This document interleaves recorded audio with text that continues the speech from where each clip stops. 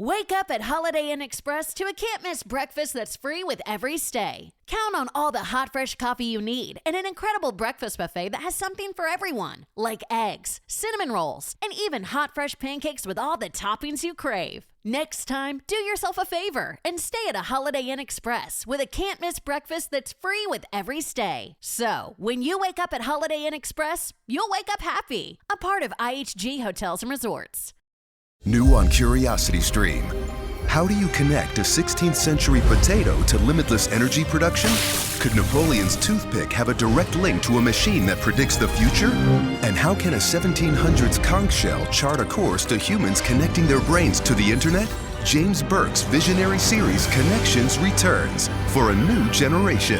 Experience all new Connections. With monthly, annual, and bundled plans, find the one that works for you at curiositystream.com. Hey. Hey, girl. Oh, man. Reminds me of that joke. What does a gay horse eat? Ass. Oh, hey. Sorry. Oh, yeah. Hey. Hey. Hey, ho. That shit's still funny. I don't care what anybody says. Gay jokes. Some of the best gay jokes I've heard gay guys tell me. Yeah. In bed. Crazy. Yeah. You got me all hard and laughing over here, fella. Who? No. No way.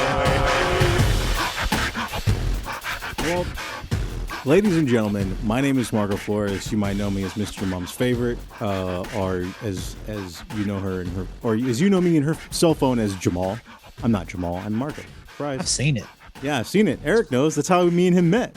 And or washed or whatever you want to call me. But I'm joined by two gentlemen, two fine scholars of internet culture and creatives on their own. Jay, Jimmy Man, J360, Mr. Jams himself, J.M. Brady. Jay, you want to say hello? Hey, what's going on, everybody? It's good to be back on the SOTA here with my bros, Marco and Mustafa. It is honorable.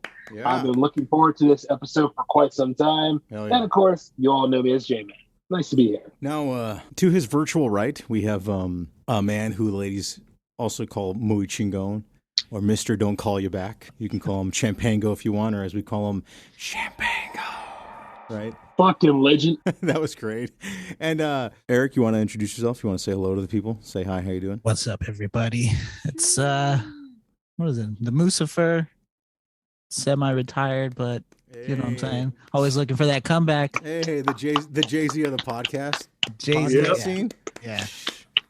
I basically just like sit back and collect checks. Oh yeah, the NFL checks. No one ever talks about that, huh? How Jay-Z straight up turned bitch and took the fucking football check after he told Kaepernick to not do it. So he took it. Well, obviously, yeah, it's exactly. I mean, is anyone surprised by a man who notoriously wrote and is known for the line "Respect the shooter"? Come on now. Yeah. All right, don't even be shocked no more. Just take it. No, not really. I mean, if it wouldn't be him, it'd probably be Damon Dash. Isn't that funny? I would have thought it would have been Dame Dash. Like the way history, like hip hop history, kind of unfolded. People try, the narratives people spin. I would have thought it would have been Dame, but nah, Dame. I'm not like I don't want to end up on some Illuminati hit list with Jay-Z and Beyonce hunting me down. They're coming for you. Yeah, Dame Dash was like Dame Dash had some spicy things to say about Jay-Z that one day maybe we should just cover because that's interesting. But yeah, we could do that, but. Also, of course, after he made that Brooklyn Nets deal, I mean, it was going to be the NFL next. I mean, that's what he gets. Kaepernick had like a voodoo doll, all the whole fucking basketball team. He was like, stabbing him and shit. Well, chances are he might be on the Raiders, but then again, they'll accept anybody. I think I'm going to sign up too. Yeah, I know. I'll go. You guys want to go? Yeah. You guys want? The only caveat to staying on the Raiders team is you don't kill anybody with your car. Can you do that? Or express your racist beliefs. Look at that, Gruden. Right. I don't know. I feel like in Washington, that's kind of the way it's going. Like you don't have to have any real skills. Just have you played before? Cool. Right. Yeah. Yeah. You say you like Harry Potter. Do you want to be on the Wizards? Yeah, it's like that shit. That's very true. That's very true. I think the Lakers should fucking get some of the Sparks players on that fucking team. They could use the new blood. You know what I mean? It's like, damn, dog. We've talked about this. The NBA is like forever just disappointed. It's like not a sport anymore. The NBA now feels like a launching pad into podcasting. Doesn't it feel like a little more scripted, like wrestling? Yes. You know what I mean? Like LeBron is terrible out of nowhere. And it has more in common with fucking wrestling than it does like football or something. Well, dude, it's fucking nuts. Did you see the picture of like Zion? Right? He's like flexing. Oh yeah, and that whole setup that he did. Yeah, it sounded like a fucking wrestling plot line. Like how The Rock would show up all of a sudden out of nowhere to fight John Cena after The Rock was doing like Fast X 11 or whatever. You know? Yeah. You're like, fuck off, dude. Go ahead and tell you where to take the spots and all that kind of stuff. Hey, Ben Simmons, don't go ahead and practice, man. Just let your skills fall apart, man. I've noticed that I think Jay hates Ben Simmons. Who doesn't? Well, yeah. I mean, which is fine. yeah. I'm just saying. Which is what Lucifer said. Well, it's not entirely wrong. I defended that guy. Yeah. Even though at the same time, I'm like, everybody makes a striking point, and then like now what the hell he did. Yeah. I can't stand him no more. I was like, fuck this guy. Man. Fuck this guy. Sports is a whole other world now. Sports to me is like when people talk about like DC versus Marvel, like when they're talking about sports casting now, whether pod or television casting is like, it reminds me of people talking about like comic book movies from like 4 years ago when they were just like overly amped for every dumb piece of news, Yeah, yeah. Like this, like the Amber Heard Johnny Depp trial thing. Dude. Like no one, like the only way we know this much shit is they agreed to let it get televised. Yeah, and there is some literal shit in it. Yeah, literally. Dog, what do you think you have to do in a relationship to have the woman you're with shit in your bed? That takes a lot, dude. Where do you even start? Okay. I mean, I'm not into that though, so I can't. I got nothing. I mean, one, you're not German, and two, you're a human being. You know what I mean? So, is it like a rich people thing? You know what I mean? Like it could like they can't just fuck like normal people. They got to do some weird shit. Could you imagine? Like, I'm just talking to your therapist. Like, I'm just so rich now. Like, I don't know what it is. Like, I'm so rich that like all I want to do is like have a lady shit on me. Yeah. Like, I'll have a lady shit on me and then I'll go do some blow. None of those things, like, I was so rich. This guy, Jeffrey Epstein, came up to me and he's like, hey, you want to get on a plane? I call it Lolita Express. So I went to this island. You know what I mean? I fucked a coconut. Mm-hmm. I fucked a coconut. She said she was 8, and you're like, what? Like, that doesn't correlate. I want to be so rich. I want to be left alone. I want to be like Howard Hughes. Yeah. I want my toenails to be 10 inches long. Like, I mean, I don't want to come out of my fucking house. I want to be like Jim Carrey. Yeah. Yeah. There you go. Like, that would be my goal, to get that rich. Like I'm never gonna work again unless I fucking do Sonic. Yeah. If I get to play Robotnik, I'm in. I don't even care if the movie sucks. Yeah. I'm in. Which, by the way, great movie. Sonic Survival is just awesome right now. Dude, I'm loving it. You know what it's like to just have a fucking movie that reminded you of like what it was like to watch like good family movies? Yes. Like the Amblin era of like kids movies, right? Mm-hmm. Like it was like watching the first Home Alone for the first time. It was kind of like that. Yeah, like all the like the cliche stuff you knew was coming was still super fucking cool. Yeah. Mm-hmm. Like there's that thing where when they're like in that like underwater temple thing, right? When he like finally makes it past the ocean or whatever. There's like fear of the water, and it's just like the beginning. Zone? Yeah, it's exactly. It's the beginning of that. The way he falls like in a zigzag, and then him running through all the traps is just like the beginning of the original animated show's intro. Oh, yeah. When he runs through all the bombs and traps and shit, and the kid in me got like teary eyed. It was so fucking weird. Like, I'm watching a Sonic movie. Knuckles is in it. Yes. Jim Carrey's in it. Yes. And the best line in the world is later haters. Uh-huh. Yeah. Later haters. And I'm like, hell yeah. Friggin' Tails was just, oh man, it was just awesome. That whole movie was good. Dude, beginning to end. Even like the plot line with like the sister-in-law getting catfished was great. Yeah. I don't know why. I don't know how. It was fucked up. It was fucked up and hilarious, but like move the plot in a weird writery kind of way. Like, and it worked. They did that right. And the Batman fucked it all up.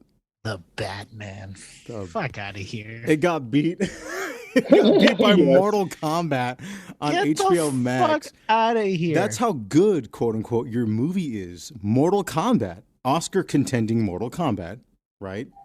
Beat your new launch movie on your platform the first week. Oh, but as soon as those announcements came out about the Batman 2, everybody was swooning in on it again. Hey, we love the Batman.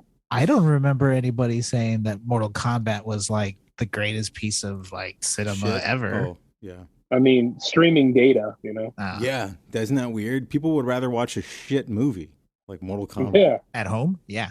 Yeah. Hell yeah. At least the opening like Sub-Zero Scorpion scene is super sick. And then Jack's getting the shit kicked out of him by Sub-Zero. Yeah, that was kind of hard. He fucking snaps his arms off. Just give me that. I don't even want a plot. I just want to see that was fine. Yeah. That was cool. Yeah. Well, actually, all the Sub-Zero scenes were actually really good. It's just that anything with Shang Tsung and then like, Earthrealm's greatest heroes that didn't do anything. I'm out. I'll see you later. Oh, we're screwed, man. Those are our heroes, huh? The last fight with Scorpion and Sub-Zero, though, there it is. You could have given me an hour and a half of this. I needed nothing else. I don't care what the reason. Kept it between them, yeah. I don't care what the reasoning was for not using Johnny Cage. The fact that they didn't use Johnny Cage lets me know that they weren't serious. They weren't. Wait, no. And like Cole Young? You didn't like Cole Young? I honestly, fuck that asshole. Young. Cole Young was like when you create a fighter from like Mortal Kombat, like the 3D era, and you were like, "What? This shit's whack." Yeah. Oh yeah, Armageddon, create a fighter. Yeah. Which Jesus, whatever. He was the hero, the one to bring them together. Yeah, I have to discover my chi. Wasn't that what it was? No, but it was the Arcana, and it was stupid. Arcana. I kind of want to watch another movie. What Liu Kang said, this is my Arcana. But it beat the Batman, so the Batman's so good that shitty fake Johnny Cage guy is still better than that, whatever that means.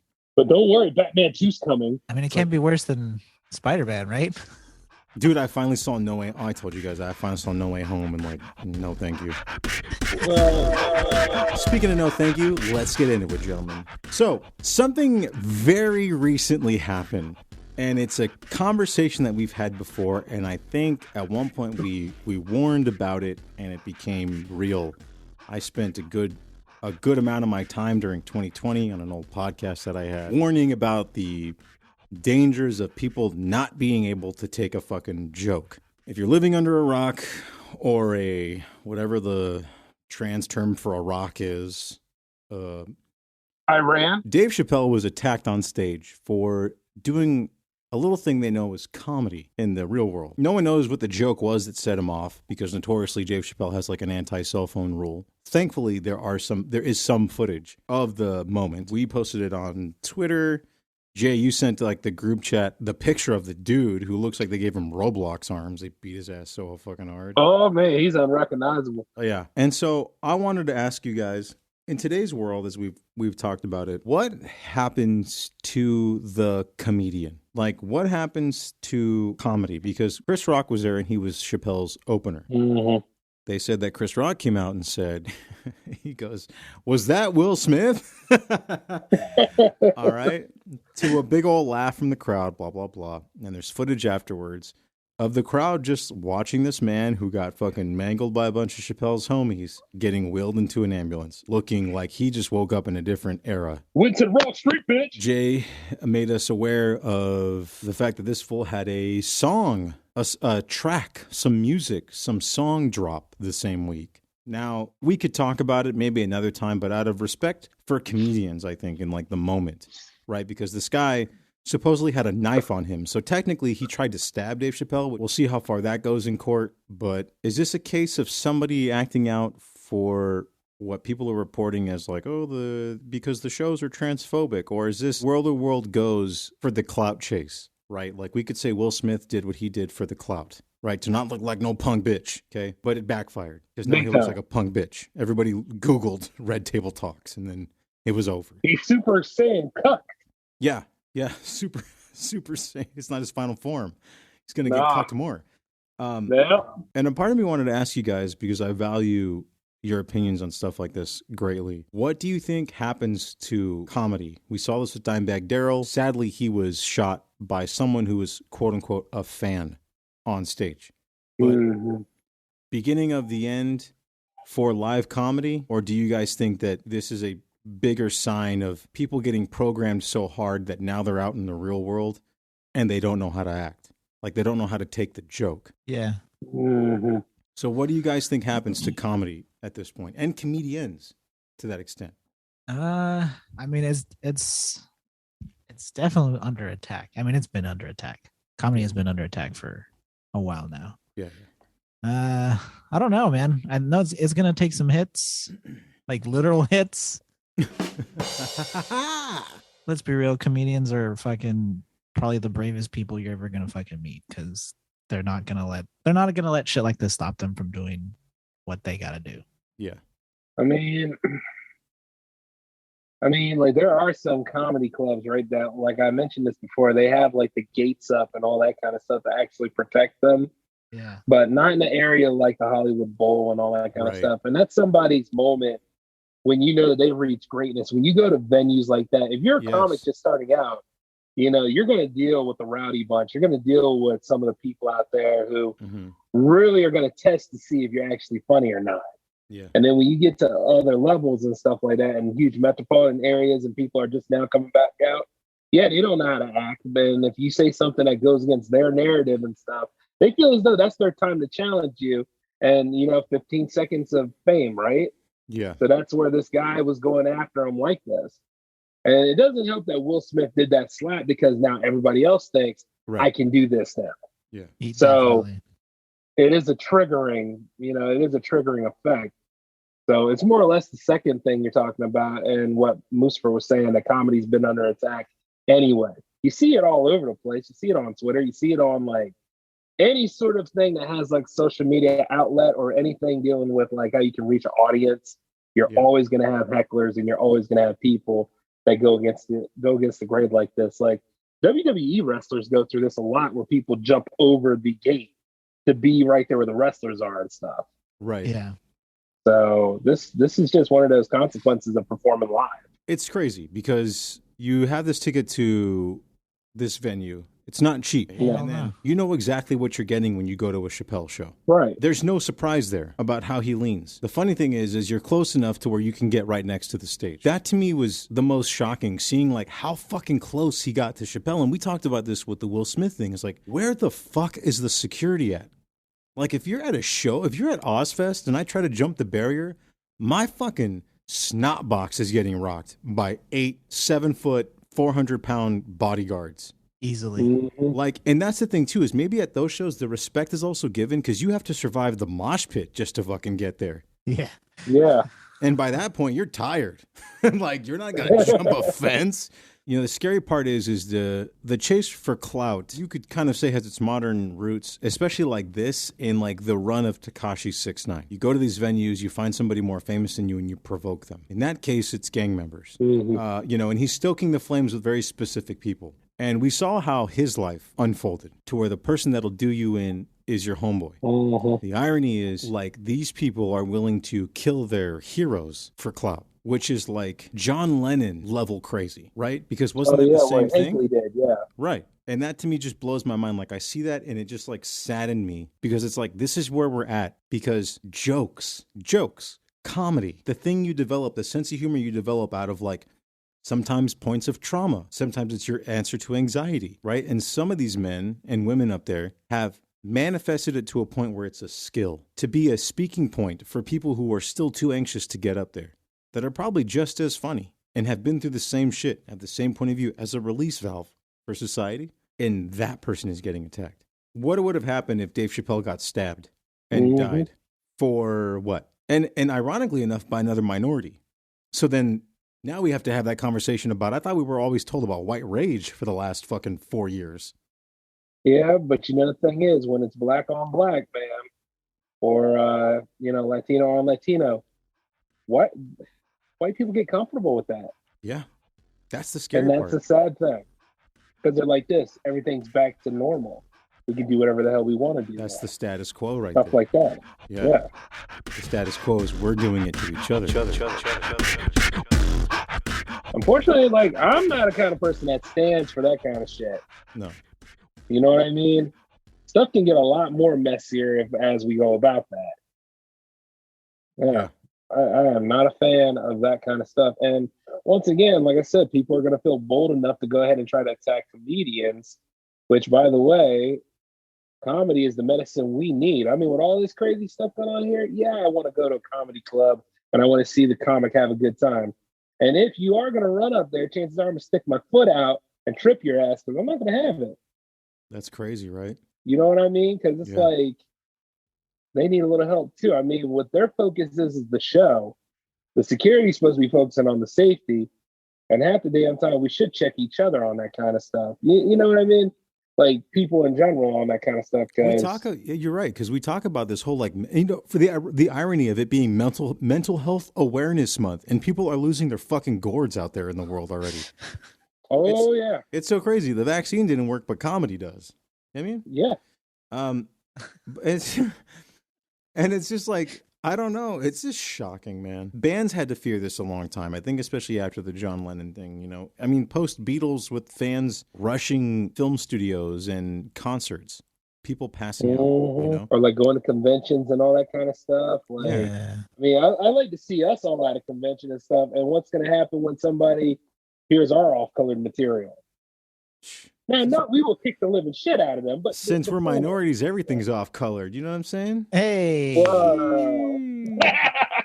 You know what I mean? No, but like, yeah. And that's the funny thing is, like, I thought because we're minorities, now is our time to use our perspective, right? Like, to show the world that, hey, there's also a varied perspective in this world too. Yeah. Right. You know, and that's the irony is, like, you can't. Well, the shit is that we can, but the problem is that the narrative. We're going to have to go through a lot of problems with, you know, our own too. My favorite too is like when you try to tell a white person your point of view, your perspective, or your opinion, and then they try to tell you as if they're your culture. They go like, well, see, actually, and you're like, oh, okay. Yeah. What did social studies and 23andMe tell you, you son of a bitch? 23andMe. Ah, man. It's fucking nuts. It's just so crazy. This fool was a hero 2 years ago. And that because he shocked everyone by saying, like, hey, man, you know, the Trump thing is like, it's pretty bad. But like, sometimes you got to make allies with enemies to actually make progress. Like, if you look at history, that's what's had to happen over and over and over again. Yeah. But people don't understand what real politics is, right? I mean, it's dirty. You know, it's always have been. But not only that, but these guys might be enemies, but behind closed doors, these guys talk and have a good time. They go golfing together and shit. Think about it, you know? Out of all the evil that Jeffrey Epstein done, he was able at least to get them all unified on one island. Sure. You know? Yeah. That guy made everybody come together. Hey. Funny, we were just talking about the Beatles too. You know? Oh yeah, they were fucking beating off. Ringo was like, I don't see anything wrong with it. What else do you punch with your mates? Yeah. We called itself the rhythm section. Our balls were all smacking against our hands at the same time. Oh. It's only a northern song. Yeah. This song isn't very big in Ireland. Oh, they don't like the poofs. I don't know how British people sound. I think they all sound like passenger treat, governor. I don't know what they do out there. And I don't care. Fuck the king, fuck the queen, and fuck Jimmy Savile, all right? Well, at least you're getting it all out and open. I'm just letting it out. I have no problem with it. I mean, before somebody runs up and stabs me, some Puerto Rican guy.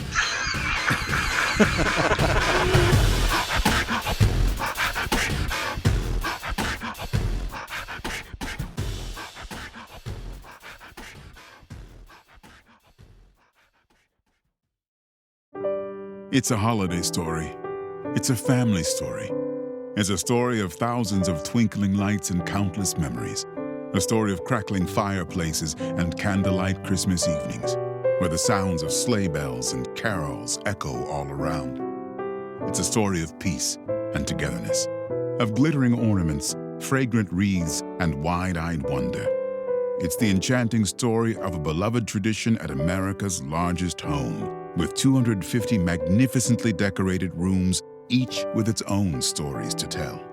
But all this can't begin to tell the full story of Christmas at Biltmore.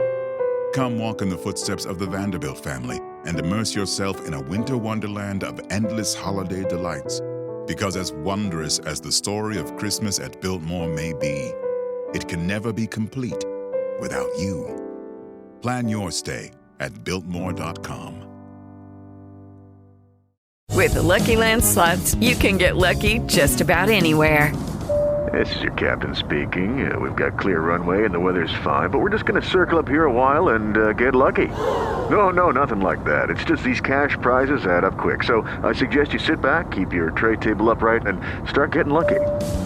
Play for free at LuckyLandSlots.com. Are you feeling lucky? No purchase necessary. Void where prohibited by law. 18+ terms and conditions apply. See website for details.